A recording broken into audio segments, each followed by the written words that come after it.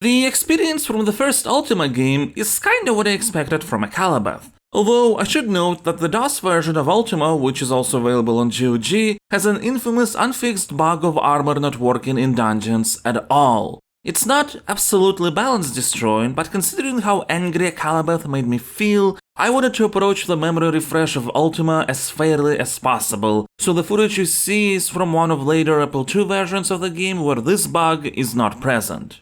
And in short, I enjoyed it quite a lot. It's not a complex RPG, I'd even say it is a bit repetitive and clunky in places. For example, despite there being so many dungeons, you can just choose one you're most comfortable with to complete all the dungeon-related quests, since they're just about killing specific beasts. But the loop works. You start weak, go through the overworld, get into a dungeon, kill some monsters, level yourself up, get better gear, go deeper into the dungeons, complete quests, have kings that give those quests upgrade stats, go out, purchase stronger gear, get new transportation modes like ships that allow you to explore more of the land, get more quests, get stronger, more money. It's satisfying. The plot and world building barely make any sense, but I was actually surprised that kings and tavern keepers explain quite a lot of what you have to do. I didn't have to use any guides or walkthroughs to complete the game. Ultima explains the fact that you have to use a time machine to defeat the big bad guy in the past, and to use the time machine you need 4 gems, and to find the time machine you need to save a princess from one of the castles, but she will tell you the secret location only if you become a space ace, and to become a space ace you need to defeat 20 enemy spaceships. Yes, you heard that right, it's a fantasy world, but at one point you buy a shuttle and go into space to fight some copyright-infringing TIE fighters from Star Wars. Is it absolutely ridiculous? Yes! Is it kinda awesome? Also yes, because it builds a sense of wonder and discovery from how the playfield just gets larger and larger as you progress.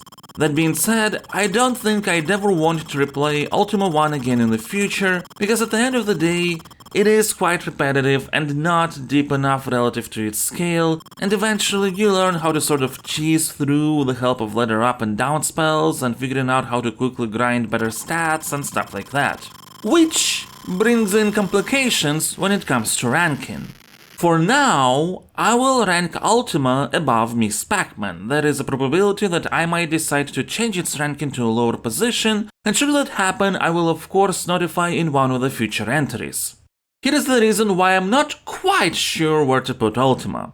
Ultima is not bad, but the mechanics and systems are not fully fleshed out for its purposes. So, games like Miss Pac-Man and Space Invaders do what they set out to do better than Ultima does what it sets out to do.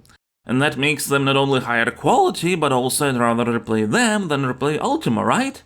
However, that being said, I can't deny that the feeling of satisfaction from progression, the joy of discovery, the realization that there is a space segment which I totally forgot about, I actually am not even sure I reached it back in the day as a child. Well, neither Miss Pac-Man nor Space Invaders have anything compatible emotionally speaking. Those are fun, addicting in their own ways games, but they lack this feeling of actual adventure, which is a stronger feeling even if the game it's in isn't perfect.